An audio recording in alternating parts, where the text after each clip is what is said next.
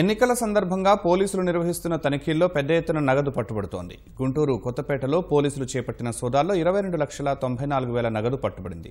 సుబ్బారెడ్డి అనే వ్యక్తి బైక్పై నగదు తీసుకెళ్తూ పోలీసులకు దొరికాడు.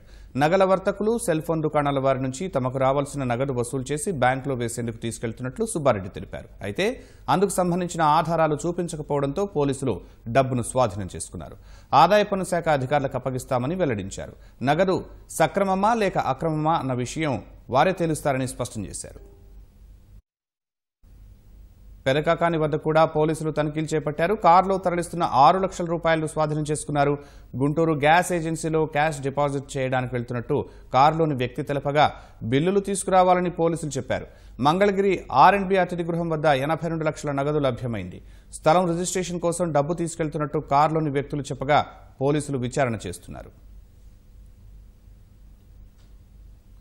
ధ్రువపత్రాలు లేకుండా కారులో తరలిస్తున్న కిలో బంగారు ఆభరణాలను కర్నూలు పోలీసులు పట్టుకున్నారు. సుంకేసుల వద్ద వాహనాలను తనిఖీ చేస్తుండగా అలంపూర్ నుంచి వచ్చిన కారులో ఆభరణాలు గుర్తించారు. అవి అలంపూర్కు చెందిన రాజశేఖర రెడ్డి కుటుంబానికి చెందిన నగలని తెలిపిన పోలీసులు ఎలాంటి పత్రాలు లేకపోవడంతో సీజ్ చేశామని చెప్పారు.